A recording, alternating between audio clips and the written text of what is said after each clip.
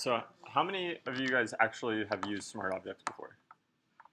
Okay, barely. Yeah, I didn't know too much about them up until recently, so that's why I decided I could show you guys these. Um, so the first thing, okay, that's a terrible file size. First thing I'm gonna show you is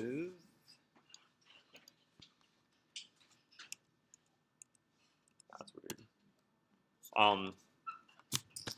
It is called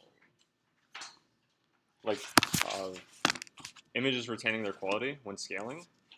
It's a very big thing that you can do with smart objects. So, say you place in a vector image into Photoshop. So all this is going to be throughout Photoshop.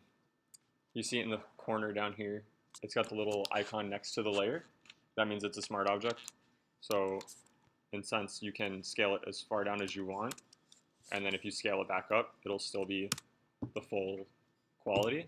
But if you were to convert that to a non-smart object, to rasterize it, and you do the same exact thing, and you try and scale it back up again, it gets blurry. So if you're ever bringing in vector images into Photoshop, you'd want to convert them to smart objects. That way you can scale them freely, just like you would in Illustrator or something. You don't have to worry about them being pixelated. Another useful use of smart objects is, say, you need to add something to the side of a truck, like we all did for VDL3. The easiest way to do it, you would just draw a rectangle roughly the size that you need. It could be any color, really. It doesn't matter. I'm just making it bright so you can see right now. And then you would right-click on the layer and convert it to a smart object. And then obviously once you see the icon, you know it's a smart object. And then what you do is you transform that box with the distort tool so you get it to the perspective that you want.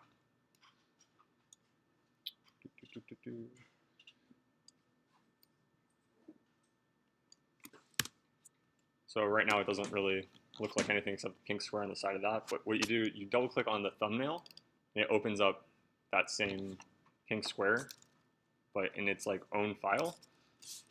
And then you can essentially make a new layer on there and delete the color since it doesn't really matter. And then drag your graphics into that.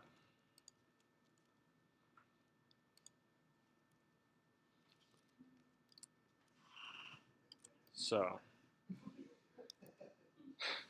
just for example, you do that and then you just do a Command S to save. And why is the workspace all messed up? There we go. So then you'd go back to your other file and it would be placed onto the truck. So obviously this is just like a quick mock-up, and then you would come in here and mask out like the wheel well and the rest of the windows and stuff. But as you see, it gives it the correct perspective because you gave the perspective to the square. And then also if you go back in and you need to make any edits to your file, like say you, for whatever reason, you're just like, okay, I'm gonna get rid of the tagline. And then you save again and you go back to the file, it automatically updates.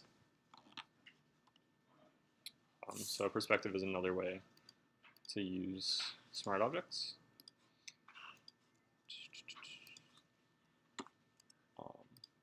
Another like similar idea would be to use it for if you're doing mock-ups of like business cards. Since we know the correct size already, it's a lot easier to get the perspective correct. So you just always want to make sure you convert it to a smart object before you transform it, because if you transform it first, it won't do the proper distortions, which I can show you what that does.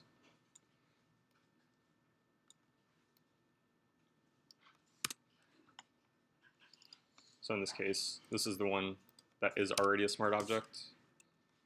And just for reference, just throw in a logo on it.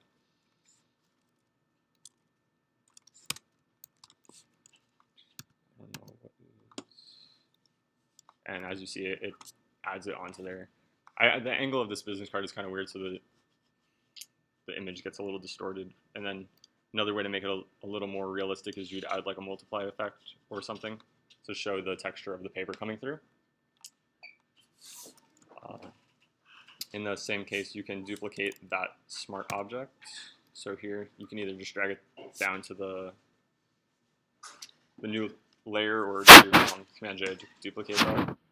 And if you move that same rectangle and enter back into your smart object, and you make an edit to that file, just doing colors just to show you an example, and you save that and go back to the other one, it adds it to both. So realistically, you can just make one quick edit and it'll update all the files that you have there. So in the sense of you had a stack with the front and the back of a business card and you made like an edit to your logo, it would update it to all of them. Which you can also do the same thing if you place in a linked file, which this would actually be the proper way to do it, because you would be able to you'd be able to add the actual Illustrator file in there and say you just throw it on real quick. It would already be a link smart object, which was why there's a little chain link on the file. And instead of double clicking it and opening up another file in Photoshop, it'll actually open up the file into Illustrator. So if you come in here and you say you just edit that file real quick and you save it, you go back into Photoshop and it automatically switches. So that would be honestly the proper way to use link smart objects if you were to do a mock-up like that. So that's about that. Let's see what else we got. Link files. Did you have a question, Billy? No? Just double checking. In that same sense, you can also duplicate that layer as well if you needed it to be spread across multiple cards. You come in here and change that to another random color, and you save it, and it should have updated. There you go, and it updates both of them.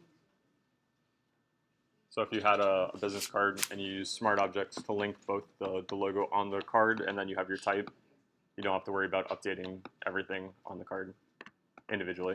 It would just all go at the same time.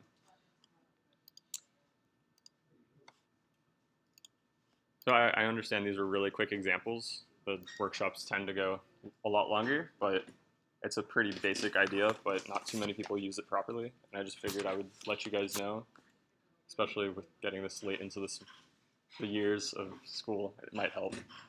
So, does anyone have any questions? I already did the truck. What's up? Yeah. So if you have your Photoshop file open, I'll just drag this back in here. You can either just drag in a AI file directly onto the Photoshop document and it'll place it that way, or you could just go up to File, Place Linked, and then select something with an Illustrator, like the ending.